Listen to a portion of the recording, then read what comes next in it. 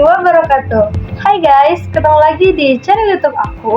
Di video kali ini aku akan membuat learning jurnal mata kuliah penulisan berita dan artikel.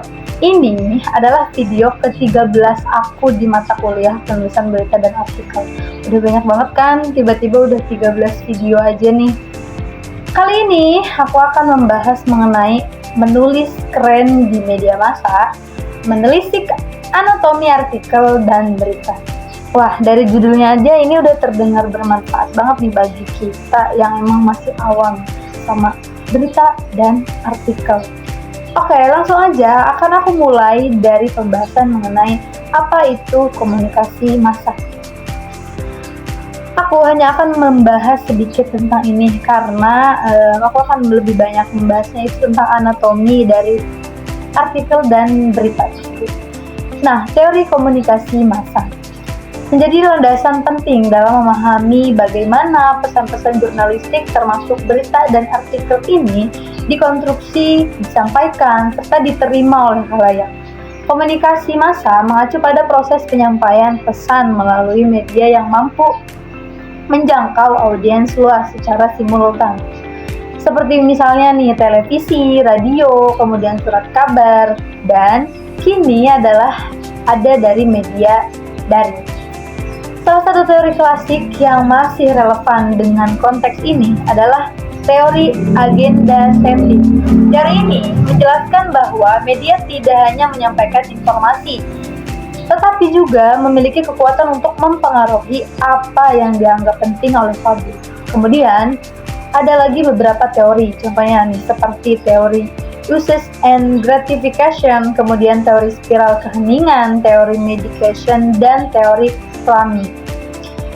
Dengan memanfaatkan berbagai teori komunikasi massa tersebut, penulis ini bisa dapat menganalisis secara lebih komprehensif mengenai peran dan dampak berita serta artikel dalam membentuk opini publik, pembingkaian informasi, dan dinamika ruang wacana digital.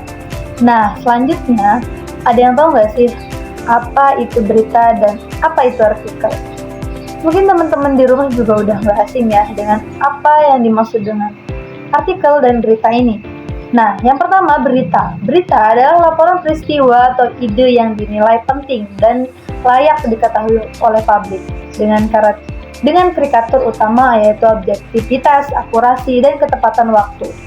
Penerapannya dapat ditemukan dalam rubrik news seperti politik, ekonomi, atau bencana yang menyampaikan fakta secepat dan sejelas mungkin. Kemudian, artikel. Artikel dalam media massa merupakan karya tulis non-fiksi yang disusun berdasarkan fakta, tetapi dibingkai dengan sudut pandang atau gagasan tertentu dari seorang penulis. Artikel tidak hanya bertujuan untuk menginformasikan, tetapi juga untuk membujuk, mempengaruhi, atau mengedukasi pembaca melalui argumen yang logis. Kemudian ini nih yang paling penting yang akan aku bahas, yaitu tentang anatomi berita dan anatomi artikel. Oke, yang pertama kita akan mulai dari anatomi berita. Yang pertama yang harus kita perhatikan dan yang harus kita buat yaitu judul atau headline. Judul berita berfungsi untuk menarik perhatian pembaca dan sekaligus menggambarkan isi pokok berita secara ringkas. Kemudian yang kedua yaitu ada teras berita atau lead. Teras berita ini atau lead merupakan bagian awal berita yang memuat informasi paling penting dengan menyantumkan yaitu siapa, apa, di mana, mengapa, kapan, dan bagaimana, atau yang sering kita sebut dengan 5W1H. Selanjutnya ada tubuh berita atau body. Bagian ini menyampaikan kutipan, data, latar belakang peristiwa, dan kronologi kejadian secara runtut atau secara terstruktur. Nah, selanjutnya yaitu ada penutup berita. Penutup berita ini biasanya tidak bersifat kesimpulan, tetapi lebih kepada informasi pelengkap atau pernyataan yang mengakhiri narasi dengan jelas. Nah, selanjutnya ada sumber berita. Sumber berita ini menjadi sebuah elemen penting untuk menjamin kredibilitas atau akurasi dari isi berita tersebut.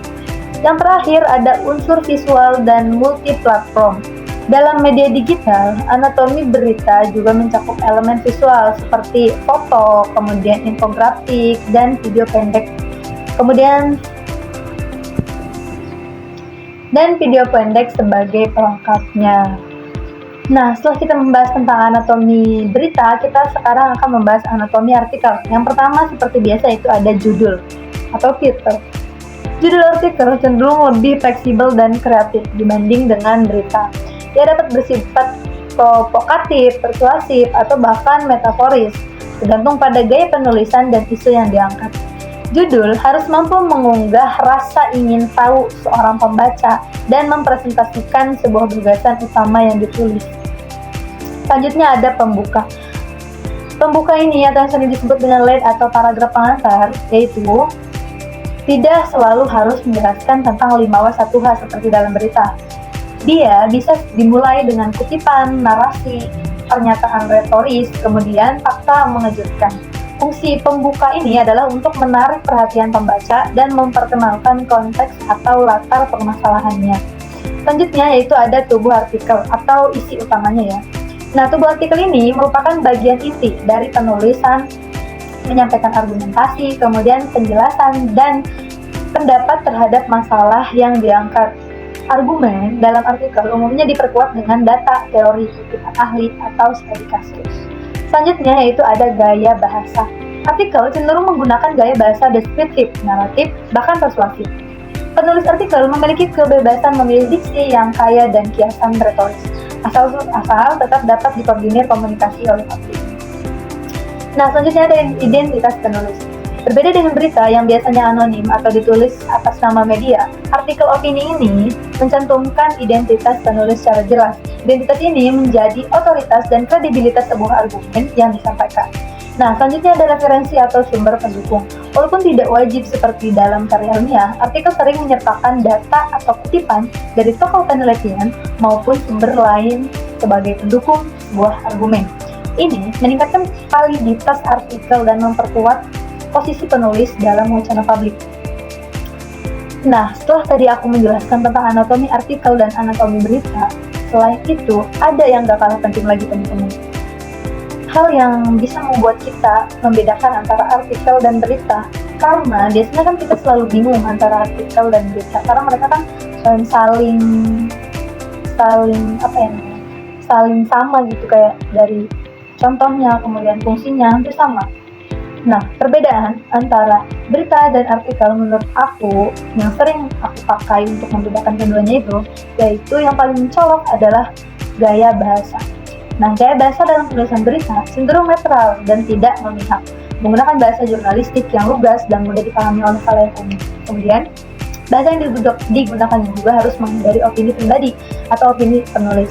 Sedangkan artikel adalah gaya penulisannya itu naratif dan deskriptif. Gaya ini memungkinkan penulis untuk mengembangkan ide secara menyeluruh, membahas tentang topik dari berbagai sisi, kemudian mengaitkan dengan subtopik yang mendukung. Oke, mungkin hanya itu yang bisa aku sampaikan, yang bisa aku jelaskan. Semoga teman-teman di rumah bisa mengerti apa yang tadi udah aku sampaikan. Dari aku hanya itu, jangan lupa like, comment, dan subscribe agar tidak ketinggalan video aku selanjutnya. Terima kasih buat teman-teman yang udah nonton. Wassalamualaikum warahmatullahi wabarakatuh.